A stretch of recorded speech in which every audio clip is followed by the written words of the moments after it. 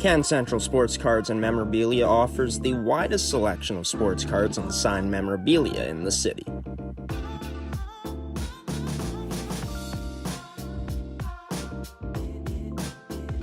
For dedicated casual and new collectors, Can Central Sports Cards and Memorabilia has everything a collector could ask for. Everything we sell is stored with care, and with help from our knowledgeable team, we'll help you find exactly what you're looking for. We carry Upper Deck hockey card brands like Series 1 and 2, the Cup, Ultimate, SPA, and plenty more. So what are you waiting for? Come down to Can Central Sports Cards and Memorabilia, Winnipeg's premier sports cards and memorabilia store.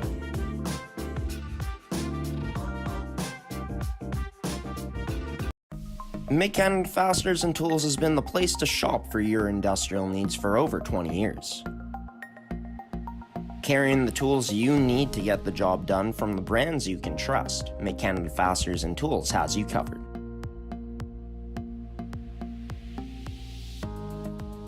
Brands like Milwaukee Tool, established in 1924 and on display in our Milwaukee Red Zone, the largest red zone in Winnipeg.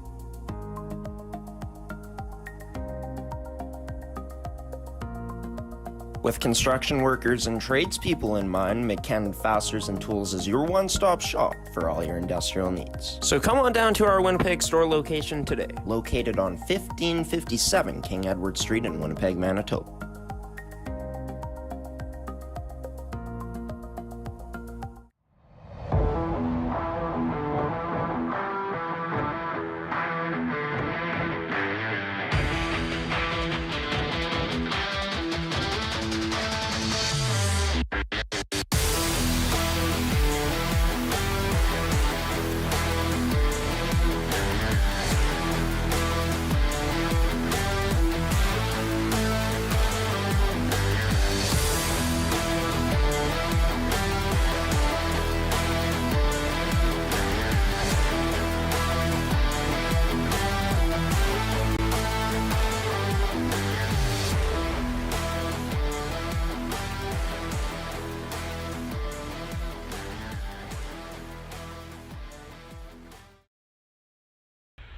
Good morning, Manitoba Major Junior Hockey League fans, and welcome into a special edition of the mmjhl podcast. It's trade deadline edition, where I'm going to be breaking down who I think are the winners from this year's trade deadline. We're also going to be getting to a bunch of other stuff to do with the in terms of standings, scores, stuff like that that's happened in the past little bit here. This edition of the mmjhl podcast is brought to you by Can Central Sports Cards and Memorabilia, Mid-Canada Fasteners and Tools, Terrico, and Goaltenders. Before we get into anything, I want to bring this up that last night's games, 2 of them were canceled out of the 3 due to the storm that affected all of Manitoba really yesterday. A bunch of highways being closed, roads being closed to that, saw reports of accidents happening. So hopefully to all our viewers, everyone here has been able to stay safe. Winter driving is brutal enough, adding in the blizzard-like conditions yesterday, which were exactly that, blizzard conditions. Definitely never fun. But yeah, for the Fort Garry Twins and River East Royal Knights, they were still able to play their game at Central Arena, as the Twins ended up taking that one by a score of 7-0. These are the upcoming games in the league. 5 games are going to be played tomorrow. We'll be back in action to live stream Transcona taking on the Charleswood Hawks. Railer Express at home on a Sunday night game. Kind of unusual. Usually they're playing in the afternoon, but coverage gets going on GShow Productions just after 6:50 p.m. tomorrow. 7 p.m. will be the puck drop. Then we got a Wednesday game coming up, as you can see on the schedule there, coming up in Morris, and then on Thursday we'll be in Stonewall to broadcast Vicks taking on the Jets. We won't be broadcasting reels and twisters. That'll be seen on Pembina Valley's account on YouTube. But yeah, just wanted to point out that kind of cool. A Wednesday game, don't see that often here in the mmjhl. But these are the standings. 3 teams have clinched playoff spots so far. Congratulations to the Transcon Railer Express, the Fort Garry Twins, and Charleswood Hawks on all accomplishing that feat last week. The Reals, the Victorias, looking to join those three teams soon here. Before we get into our trade deadline winners and talking about trade deadline in general, we're going to throw to some highlights that happened last week on the network, I guess 9 days ago now. The Transcon Railer Express, the game where they ended up clinching a playoff spot over the Stonewall Jets with a win there. Of course, Stonewall is still in the hunt to make a playoff spot themselves, as you saw the standings there in the top 8 right now. But yeah, it was a game where Stonewall gave Transcona everything they could in terms of the goaltending performance that the Jets got from Spencer Hunnam, but the amount of volume, the amount of shots, and just the pressure that Transcona put up ended up being a bit too much for the Jets. These highlights edited by Matthew Beardy, our editor here at GShow Productions. Hope you enjoy. Welcome into this week's edition. To start off, mmjhl game day in Stonewall, Manitoba, as the home side, the Stonewall Jets, take on the visitors, the Transcon Railer Express, picked up by Kakradowski. Has Slatcher with him, heading to the net. Tries passing over to Slatcher, but a great defensive play off the rush there by number 21 and Noah St. Laurent. Haven't seen Peyton Bateman out just yet. Just talked to him last night. And, not sure where he is at this point. Has not called number 44 yet, and I feel like that's quite unlikely that happens that often. Is out in front, the Jets muscle their way through to score! Tying this, or opening the scoring at 1-0. Van Bush unable to hold the line, circles back in the neutral zone as he comes in strong. Gets taken out, draws a penalty here on the play as well. A knee called on the play. A knee on knee. And Stonewall's bench having none of that right now. Shot 7-7 right now. Might be 8-7 at this point for the Railer Expresses. They had 7 before that one as they win the draw up to Austin Campbell. Plays it over to Whiteman. His shot turned aside. Sorrell misses the net there on that rebound chance. As Whiteman, we're on to a 5-on-4 now. Campbell over to Whiteman, off the mask of Hunnam, spells out to make that save. Another one coming, but a huge block by number 22, and Coleman tries to maneuver up the wall, but Chapman staying hard on him, battling with him still. But it'll be the Railer Express who get possession of the puck. Turner takes a big hit down low. Finishing the check there, number 55 and Slobosian, finally sent in by the Railers. Approaching the 3-minute mark of this first period of action. Shadden feeds this through. Keenan Johnson, denied by Hunnam. Kicked out wide by Kakzarowski to Slatcher. Can't catch up to that pass, however, as it's cleared out again by this Railer Express team. Nice forecheck by Shadden. Dangles through, what a move, but just misses the net. Maroney out of his own net to leave it for Ruchansky. Kicks this out wide to Larkins, whips this across in the direction of Vandenbush. Doesn't get to number 22 instead. On a Shadenough stick, got it to Vandenbush in front, but he's turned aside. Let's check out our website for the full broadcast schedule for January, as it's up now. Blocked, and now here's a chance potentially for the Railer Express. Jackson Sorrell in alone on Hunnam. Somehow number 1 sprawls out to make a huge save with that pad. Turn this over down low. The Jets look to go tic-tac-toe. Kai Smith stripped of the puck there by Sorrell, and he feeds this up to Chudley. Chudley coming in on Chapman, but a nice job to take that away. No! Bad luck for the Jets, results in a goal in the back of the net at the end of it. Front of the net, this Railer Express team tries to, but can't. Michael Todoric tried to hold it in with the skate, couldn't kick it far enough. This turned over. King, beautiful move, sent it over to Harad, but could not finish off. Number 24 is giving good pressure. As this passed up to Nathan Turner, to him, Dangles, but Hunnam again with a big save of the Railer Express. Off the boards this goes. Slobosian holds the line. Quick shot from Kutras at the point. Another chance in tight. It's a lot. Ashley Dangle scores!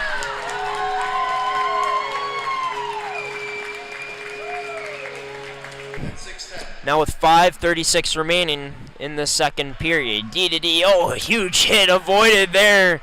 seeing it coming, and there's a rebound, scores!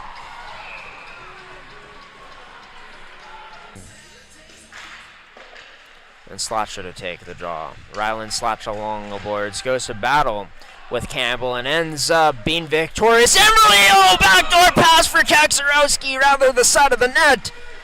Turned aside by Maroney as he saw it coming. Trying to get to this puck, but couldn't. A Jet retrieves first. As this sent up onto Halad's stick, a bit of a spin around, but gets that pass over. Spinning to make the save was Maroney. The double pad stack. A bit of old school here on this Thursday night. Tries to send it down low to Keaton Johnson, but it got cut off by Carson King as he whips this up cross ice to a teammate. Back to King, who tries to dangle in, but can't. They do for the time being, but one-handed out there by Seawalk. But the Jets get it back in. Garchinski has a man with him, and Coleman but decides to snipe and scores!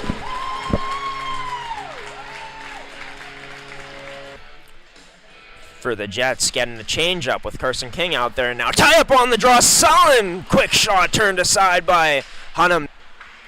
By the Jets into the neutral zone and skated up. 2-on-1 potentially developing. Pass gets through, but Maroney comes across to make yet another spectacular save. That's a clear-cut penalty.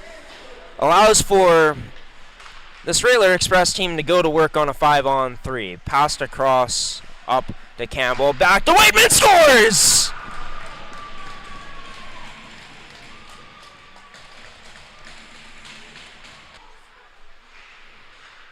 So along the boards. Now onto the stick of Trey Sellen. Has Tyson Pruden with him. He stops up. Sellen, his shot, loose, scores!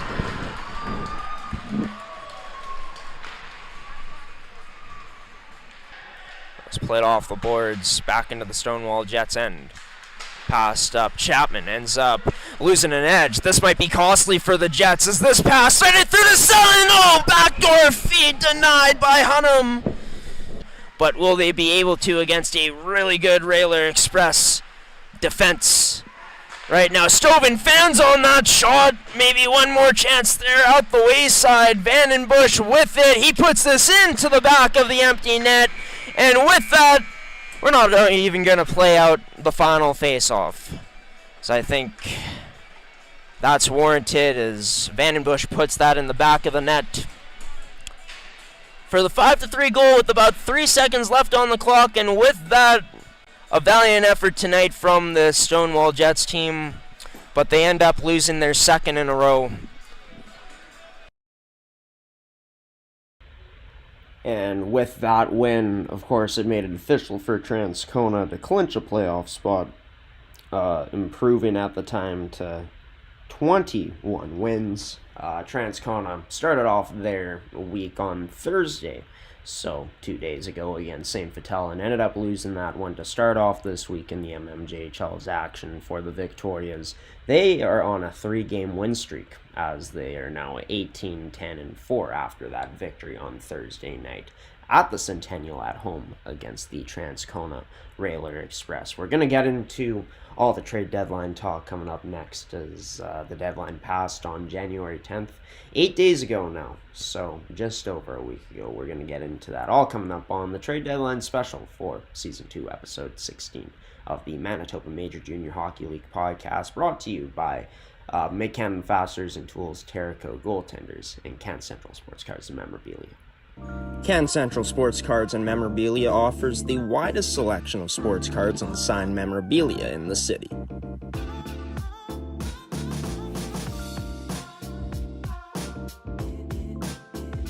For dedicated casual and new collectors, Can Central Sports Cards and Memorabilia has everything a collector could ask for. Everything we sell is stored with care, and with help from our knowledgeable team, we'll help you find exactly what you're looking for. We carry Upper Deck hockey card brands like Series 1 and 2, the Cup, Ultimate, SPA, and plenty more. So what are you waiting for? Come down to Can Central Sports Cards and Memorabilia, Winnipeg's premier sports cards and memorabilia store.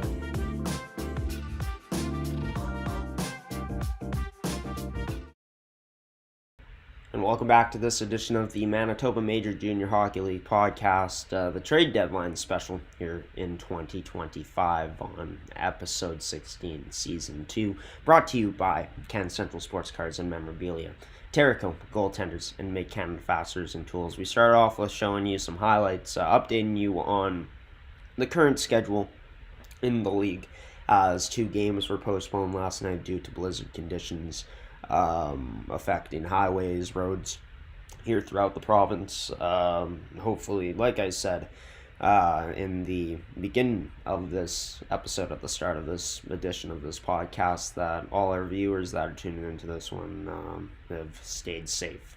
And for those that have traveled on the roads, hopefully that you get to your destination safe. That's, I think, the most important thing in a time like this is safety overall. So yeah, hoping that everyone's also kept their cars, accident free too. But yeah, trade deadline in the mmjhl happens every year, passes every year on January 10th. And these are really all of the moves that have been made, or that were made this year in the league. We saw trades from numerous teams as usual. Charles Wood very active in the trade deadline acquisitions this season, as well as the Stonewall Jets getting very active in the trade avenue, going down that direction this year. A team that, of course, is near the bottom of the playoff standings, still within the top 8, of course. A team that also made moves that is near the bottom of the playoff standings. At the bottom of it, at 8th place, is the Raiders Junior Hockey Club. The Raiders Junior Hockey Club right now in 7th place, Stonewall in 8th. So both of those teams only a point separated right now. But the St. James Junior Canucks also taking the opportunity to get aggressive throughout this season during trade deadline. As you can see, they made one of the final moves there on January 9th.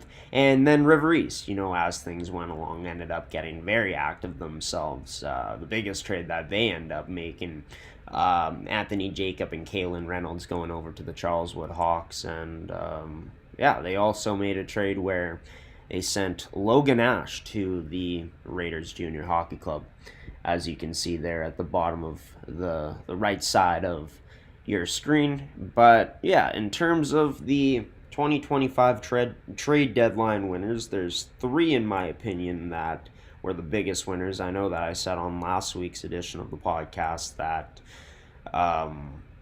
the Raiders Junior Hockey Club were a winner for me. I thought they did a lot of good things during this trade deadline, right? Selling off players that are going to age out and bringing in, quality players in return throughout the trade deadline. I think that move for Zach Enerson, he's a really good fit over there for that team. And you're able to go out and get a promising young forward in Logan Ash at the end of trade deadline as well. I just felt like these 3 teams that we're going to be talking about right now, I'm going to be talking about right now, pulled off a bit better trade deadlines than the Raiders Junior Hockey Club. We'll start off with the St. James Junior Canucks, the 3-time defending champions, winning back-to-back championships in the past 3 seasons. Gearing up for a run at that 4th. Of course, this is a team that's improved as the season's gone along. They're now up to 6th place. Do they go up any further than that? Well, they'll need a bit of help, of course. One of those teams in the top 5 to go on a bit of a skid, so maybe they can climb up into the standings. But either way, I think, this is a team that, in a traditional sense, does very well. Loads up on a bunch of experience when you talk about players like Rylan Kuksek, Nathan Goodbranson, the biggest ad probably of this trade deadline for the St. James Junior Canucks. When you're talking about a team that adds even more scoring to the lineup, Nate Goodbranson, a point-per-game player so far throughout his first 4 games with St. James, has 2 goals, 2 assists, and was probably the best player on the Raiders Junior Hockey Club, the team he played for of course, to start off this year and all of his MMJHL career. Bringing him in is huge. He's a gamer. You also add in some good offensive upside on the back end by bringing in Caden Stewart, who has 18 points in 28 total games so far this year. Taking a look at his point total with St. James, he's got 2 assists in 4 games played so far. And then for the St. James Junior Canucks, you go out and get a goaltender in Logan Enns, who has had experience in this league before, really good numbers with the Pembina Valley Twisters, and a goaltender that has over 50 wins in this league. You add him to a room where you have Connor Murphy, that's really been coming into his own already this season. I just love the aggressive approach that this team takes, and to be honest with you, like, they end up, trading away players that could serve them well in a few years if they were to hold on to them. Players like Finley Titterson on the back end, that has been really impactful during his time so far with the Stonewall Jets. Players like Isaac Martins, Seth Clements as well. But you take a look at the players that they bring in, also adding in an experienced defenseman in Jonathan Dick into this lineup too. I think for a St. James Junior Canucks team that already had a lot of great pieces in on this team already this season, that needed a bit more help and maybe a bit more experience, they go out and get that and make their team even more well-rounded now. A team that already had the likes of Rory Neal on the back end that's played like an MVP candidate so far this year. He's our front runner for the award, at least.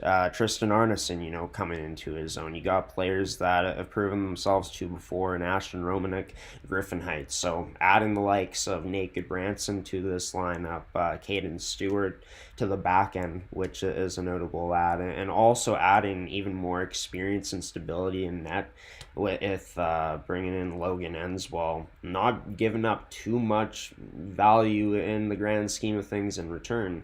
More so futures, but players that aren't quite as impactful as the players that they brought in. That's why the St. James Junior Canucks end up being our first winner of trade deadline, our second winner now, I guess, ranked second as we're going from top to bottom here. But the St. Boniface Riels, a team that's been improving year in and year out since Franco took over. Zach Franco, that is, a few years ago as the GM and coach.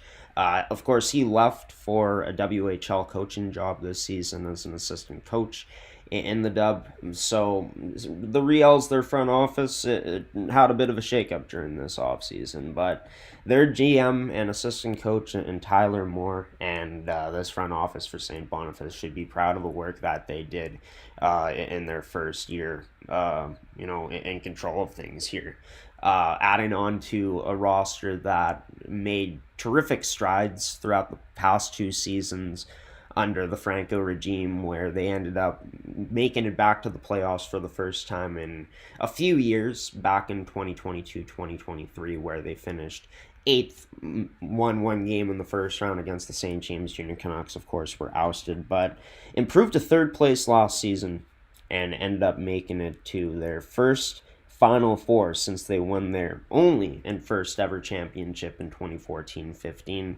And yes, even though they ended up getting swept, they bring a lot of the same guys back from last season, a strong returning group. And one of the things that really, I think, put the St. Boniface Riels over the top into that Final Four last season was them going out and being aggressive, getting players like Ashton Haworth and Aaron Nielsen, which were really impactful players into their lineup. Well, the MO was the same this season, and the players that they were able to bring in, they ended up shipping, some players that they ended up trading for in outwards to other teams like the Wallachans, Rhett Marchant as well. They ended up dealing in a most recent trade, as you saw on the screen a bit earlier on. But the impactful players that this team brings in that have really helped improve this team and have helped round them out. We talk about Alex Van Dynes and Michael Hepner, who have experience of being on a team that made it to the finals last year, a team that played the St. Boniface Riels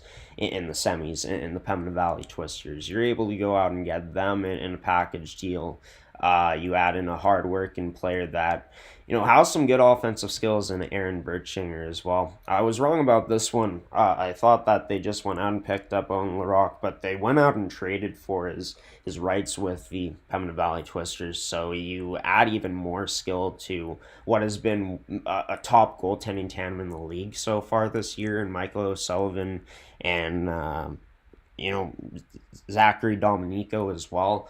And you also go out and add in Brody Melstead, taking advantage of course, the blunder the Stonewall Jets made, trading for Melstead and Goodbranson, but of course, those players didn't end up wanting to play for the Stonewall Jets, so St. Boniface took advantage of that coming up near the midnight of trade deadline. But a team that gives away, yes, a lot of players, more so than the St. James Junior Canucks. And the next team coming up, which I'll be talking about, did the same. It gave up a lot of players, but brought a lot of good quality players in, and I think that's the real key here for the St. Boniface Riels. Yes, you're giving up futures and players that could be good down the line, but you're not thinking down the line. You're thinking you want to win now, and this is a team that went out and got the pieces to give themselves the best opportunity to do that. When you talk about adding in Alex Van Dynes, you add in a player that has significantly impacted this team's middle six of the lineup and has been playing top end minutes. You add in so much stability on the back end and a veteran presence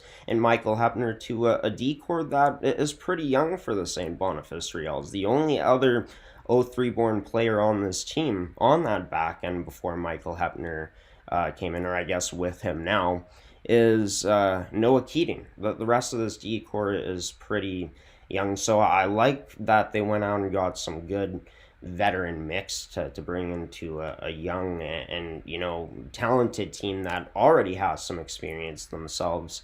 And you go out and once again you add another player in Brody Melstead that adds a bit of playmaking, more playmaking to this year's roster. And Shea Woodowich, how can we forget him? A player that has fit the mold of what the St. Boniface Riels want to do this year. Has played his role very well as a hardworking player that also has a lot of skills. So you're taking a look at where St. Boniface is in the standings and how this has impacted them since making those moves, early on for Van Dynes and Hepner. This team improved their goal scoring, improved their power play as well. Even though it's taken a bit of a dip lately, but a team that gets so much more well-rounded, had the players, I guess the futures to be able to do so, since there was a lot of players that they gave away that could be, potentially significant players for them down the line. But for St. Boniface, they're not thinking about the future. They're thinking about now, and it's a team that is pushing and knocking on the door of clinching a playoff spot and looking to be a big-time contender and a big-time threat once playoffs comes. I've said it before, on paper, and just looking at the eye test when this team is on, they're arguably the most skilled team in this league, and the additions that they've made, adding Owen Larocque to like a goaltender that was a part of by far the best goaltending tandem in the league last year with the Pembina Valley Twisters. Fantastic work from Tyler Moore and the rest of the St. Boniface Riels staff there during this year's trade deadline. Another team that went out, like I mentioned, and gave up quite a bit of players, but brought in significant improvements to their team. The biggest winners of this trade deadline, in my opinion, the Charleswood Hawks. Yeah, we'll start off with, I guess, the Cole Penner trade that they made for Rylan Hughing. I had never seen Cole Penner play before this season. I'm sure a lot of MMJHL fans, if not all MMJHL fans, unless you were a Hawks fan or I guess a Twins fan, and you got a chance to see Penner playing in his days before the MMJHL. But it was a pretty big trade because you ended up giving up Rylan Hughing for him, for the Charleswood Hawks, trading him to the Fort Garry Twins. And Hughing has been fantastic again this year, but he was their leading goal scorer last year and tied for the lead in goals in the MMJHL. But it's worked out great for this Charleswood Hawks team. Penner has been one of their top players, one of their top point getters this season. And after that Penner move, going further and further into the season, Charleswood was just looking for more and bigger ads. And boy, do they end up getting it. You add a player in Eric Krekowitz, which he was really solid, really sound, and really versatile during his time with the Raiders Junior Hockey Club. Started off his career with the St. James Junior Canucks and, of course, got traded last season. He gets, of course, traded again this trade deadline, but he has added such another good element to this Charleswood Hawks decor, which is already so deep in. They were able to make a move to trade players like Nicholas Chapman away, as well as a player like Zachary Enerson up front because of how deep this team was already. And, this was a team that had a lot of speed, a lot of great work ethic already, but maybe the thing they were lacking was a bit of size. Well, they go out and get two players that are among some of the top four checkers in this league, in Anthony Jacob and Kalen Reynolds, and those guys have been super impactful for this team already. When you take a look at Kalen Reynolds in his first game in a Hawks jersey last Friday against the Fort Garry Twins, he ends up scoring 2 goals. Anthony Jacob makes an impact right away, and these are guys that have been playing on a River East team that has struggled throughout these past 2 seasons and are now in a situation where they're on a contender. So I think that it was a terrific move, a slam dunk to bring those guys in. If we were to make a trade bait board, I'd say that Reynolds and Jacob would have been near the top, given River East placement in the standings being in ninth and their playoff hopes looking slim. And River East once again ended up getting more active as trade deadline was coming to a close. But yeah, for this Charleswood Hawks team, yes, you give up some solid players and Zachary Enerson, Steven Kutries, Nicholas Chapman, right, on the back end, and players like Wiley Garchinski, who has been a pretty solid forward at times this season for the Stonewall Jets. The pieces you bring in add significant value to this team. The move bringing in Penner for a guy in Hugan who didn't really want to be playing in Charleswood in his final year was a stroke of genius in a way for this Charleswood Hawks squad, because you added to how you want to play with a player that plays exactly the style that fits that squad. And yeah, just bringing in a defenseman that's going to still have another year in this league, in Eric Krekowitz, onto this year's squad, or another 2 years, as I should see, being in 04, or yeah, and sorry, an 05 born player. And then you go out and add in players that add significant value to your lineup up front in Anthony Jacob, Kalen Reynolds, who are going to make an impact immediately just by the size that they have and how they use it. So this is a Charleswood team that already had speed, that is already one of the most consistent teams in the league with the way they play, a team that plays really well structured. You add in some game changers into this lineup like they have, and yeah, this team, once they made the move trading away Hugan, they didn't really miss a beat. They started off the season well, and it's a team that's looked at their lineup and has looked at, okay, we need to shore up some holes. They've been able to do that. Yes, they've traded away some players that can help them out down the future still in the next few years, and players that, showed significant impact for them already this season. But the players they brought in bring even more impact into this lineup. And like the St. Boniface Royals, like the St. James Junior Canucks, you're not really thinking about the future when you're looking to win a championship. You got to go all in, and that's exactly what the Charleswood Hawks ended up doing. Let me know your thoughts about who you feel ended up being a winner this trade deadline. Someone that we didn't mention, we didn't get into the losers for this episode, didn't really want to get into that, because honestly, when it comes to a league like this, I haven't seen most of these players play that are more of the futures, more of the 06, 07 born players. Just trying to base my analysis off of what they've done already on paper, and yeah, trying to do that the best we can. But I don't feel like we have enough knowledge on all of the players exactly that got traded to make a fair assessment at this time. In my opinion, for the players that have some more years left in them in this league that are like 06, 07 born players, only time will tell to see their impact, right?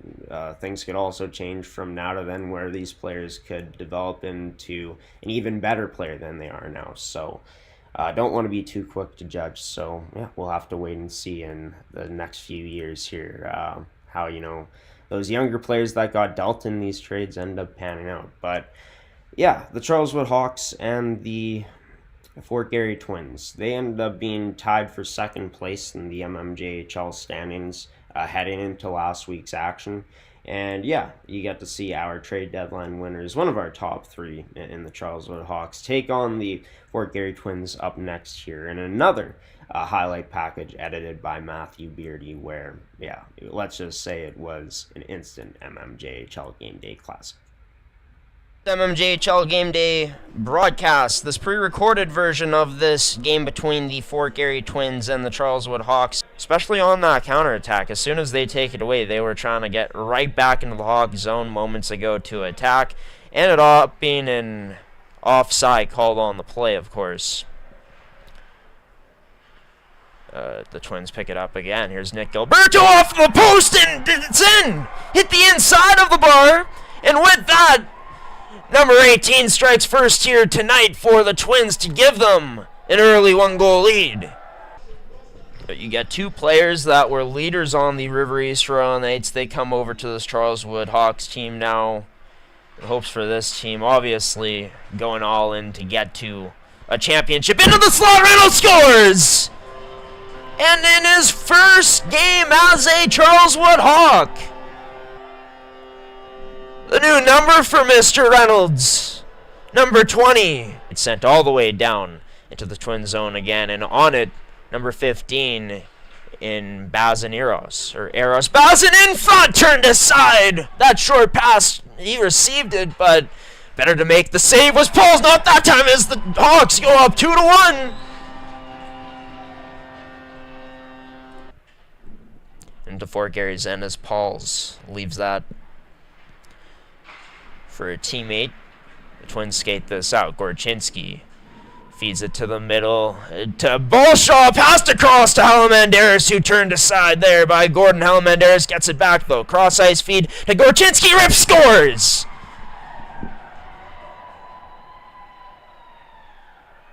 The Charleswood crowd a bit furious about that one, as usually you see that get called. Neufeld gets taken out hard to the ice. Reverse picks the puck up, handcuffing Pauls a bit, but Pauls able to come away with that save. Now Neufeld gets lit up in the neutral zone, but a 2-on-1 headed the other way as that shot turned aside by Gordon. First forechecker in, waited a bit, allowed for the Twins to send a breakout pass out, but into the stick of Matani. A bit of trouble handling it, forces a turnover onto the stick of number 22. And Jacob feeds it, backdoor scores!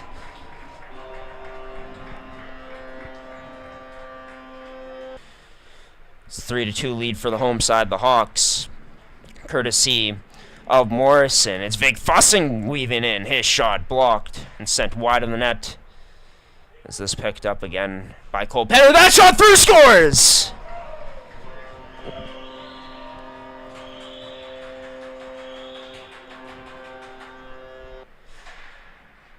As for the teams in action tonight, the St. Boniface Reals right now leading 4-1 against the St. James Junior Canucks. In this game, Helamandaris under the bar scores a beauty! Lavina able to maneuver his way through into the Twins' end. Spins around, fires down low, trying to locate Elliot Lewis. That just out of 19's reach. Takes a bit of a high stick afterwards. No call on the play as Van Alstyne gets it back. Number 14, Vig Fussen into the slot, scores! Gorchinski not out there right now. Right now it's Matani along with Hedlund at the points, Medwick, Gilberto, I believe, as well as Lozano scores!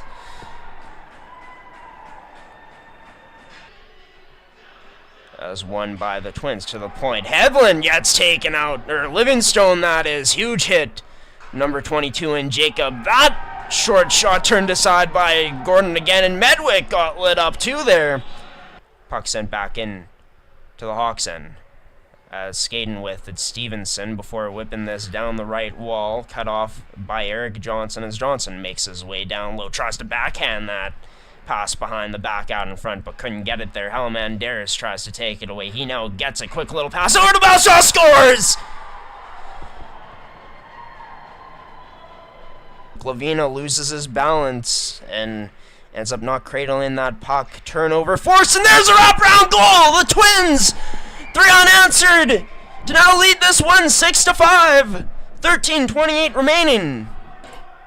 This held at the line again by this Fort Garry Twins squad, as they really are getting their cycle game going right now. As that turned over, Belshaw able to off the post, that goes almost a second. I believe number 29, Caligari, was turned away by Gordon on that shot. Now played up onto the stick. Carlson to the slot. Sperber scores!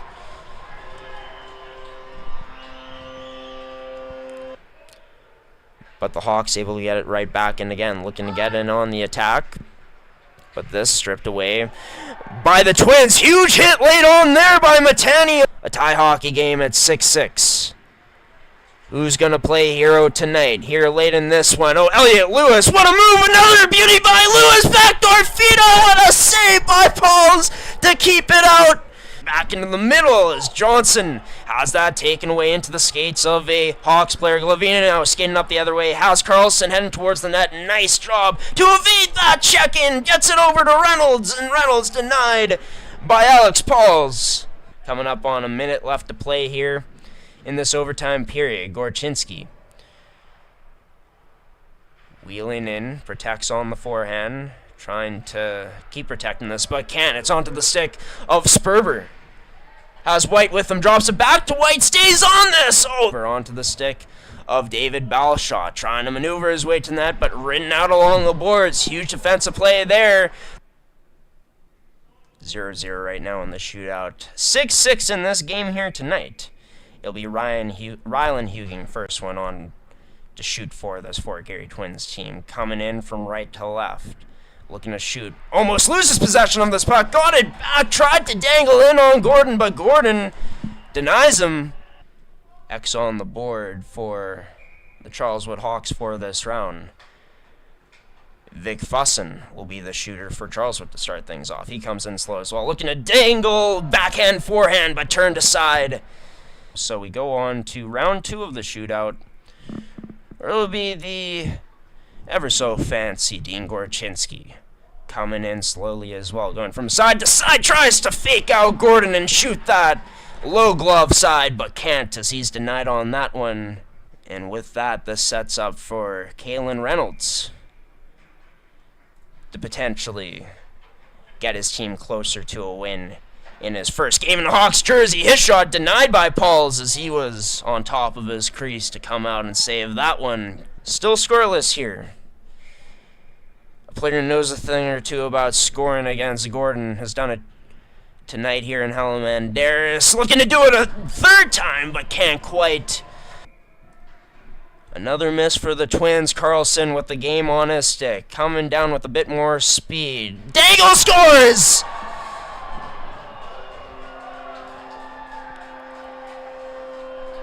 And with that, it wasn't pretty by any means, but they'll definitely take it.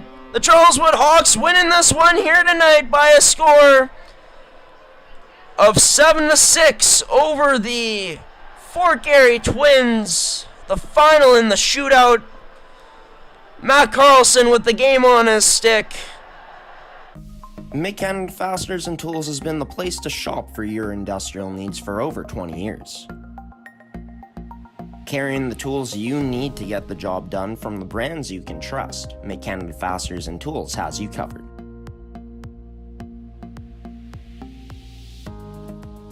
Brands like Milwaukee Tool, established in 1924 and on display in our Milwaukee Red Zone, the largest red zone in Winnipeg.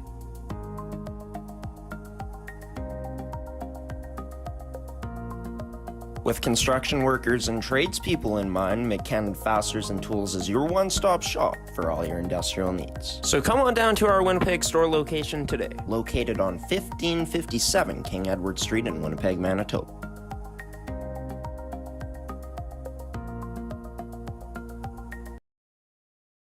And welcome back to the mmjhl podcast trade deadline special for 2025 for season 2, episode 16. Just got done showing you all the Charleswood Hawks and Fort Garry Twins highlights from last Friday. GShow Productions will be back to broadcasting tomorrow night for this trade deadline show. Wanted to do it a bit earlier, of course, and wanted to actually spend more time covering things and stuff like that, but one thing led to another, and ended up being pretty sick here for the past week with a cold that got worse throughout the week, but feeling better now. So happy that we were able to, or I was able to come on here and give you guys the rundown about my thoughts of how trade deadline went. I think next year, in season 3 of the mmjhl podcast, we're going to put more emphasis on trade deadline. We know the official date is on January 10th. Every single year now. For some reason, I had it in my head that it was a bit later this year. But yeah, that's just a bunch of things going on at once that had to be a bit more, I guess, keen on in terms of checking in on when the trade deadline actually was. But yeah, in terms of next year, I think that what is going to be the plan is we're going to have players on the show, kind of trying to do what TSN does with their trade deadline show that they do every single season. You're looking to have like GMs, players on the show that are topics of discussion that got traded or teams that made trades that trade deadline. Having them on next year, I think, would add a good touch into it. And maybe having, some people around that are interested or that cover the mmjhl to come on the show and break down the moves with us. So it's just not me talking about the trade moves next season. So yeah, that's kind of what we got planned for next year. Once that does come, we will be announcing it. But yeah, maybe even next season, a few months before trade deadline, we release trade bait boards in terms of names to watch that could be traded once the big deadline day comes, which is always January 10th every single season. But we'll end off this edition of the mmjhl podcast with this. The goal leaders, assist leaders, brought to you by Can Central Sports Cards and Memorabilia. Tyler Rubini and Carter Halamandaris now tied with each other at the top of the goal leaderboards at 25. Rylan Hugin has now made his way into the top 5, which, if you don't remember, this is a player that ended up being tied for the leading goals last season by the end of the 45 games with Tyler Rubini. So could be very well those two at the top again, or maybe it's going to be someone else, either Halamandaris, Turner, or Bateman, or maybe someone even different. We'll have to wait to see and find out there. Dean Gorchinski, by the way, he's now, I believe, tied for 5th in goals with 19, leading the league in assists as well, as you can see there, continuing to widen the gap between him and Nechwaduk. Halamandaris now with more assists than Rylan Nechwaduk, who was once the leader in that category. And yeah, as for the points leaders, Dean Gorchinski on top at 64, Halamandaris at 62. Both Twins players really making a mark on the league so far this year. Rory Neal in the top 5 points leaders there as well, tied with a few players at 47. As for the goalie leaders, Alex Pauls, not sure if we updated his record or not, but him and Gordon right now top 2 in wins. For the official mmjhl stats, be sure to check out mmjhl.ca for more details. These are how the standings look heading into the rest of this week's action. 2 games were postponed last night due to weather conditions. Not sure if they'll be rescheduled. We'll update you on that if they are rescheduled at a later date, which they probably will be. The Twins start off their weekend strong with a 7-0 victory last night. In the only game that was played, they'll be in action on Sunday afternoon as the Raiders will be taking them on at home. 5 games in total tomorrow. GShow Productions will be on deck for Transcona taking on the Charleswood Hawks. Should be a good one as 2 top 3 teams in the league going at it. In terms of the season series between those 2 squads too, how it's looked so far. It's currently, I know Transcona has the advantage so far in the head-to-head, but last time out, Charleswood, in a game that was actually covered on GShow Productions on GShow.ca on mmjhl game day, saw the Hawks win 4-1. So Transcona looking for a bounce back and looking for a victory coming up tomorrow night on GShow Productions on mmjhl game day. I've been your host of the mmjhl podcast, Graham the GShow Forsyth, for episode 16, season 2. If you enjoyed this one, be sure to subscribe, as we'll be coming out with a new edition and more episodes as the season comes to an end here on our YouTube channel. Also subscribe if you want to stay up to date with all the rest of our content.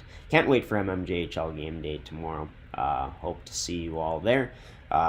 Thank you all for watching. Thank you to our sponsors as well, in Can Central Sports Cards and Memorabilia, Terraco Goaltenders, and Mid-Cannon Fasteners and Tools for sponsoring another edition of this podcast. Until next week, mmjhl fans, we'll be back on Thursday. I've been your host, Graham the GShow Forsyth, giving you a wave goodbye. So long, everybody. A peace out as well. We'll see you on Thursday. Take care, everybody.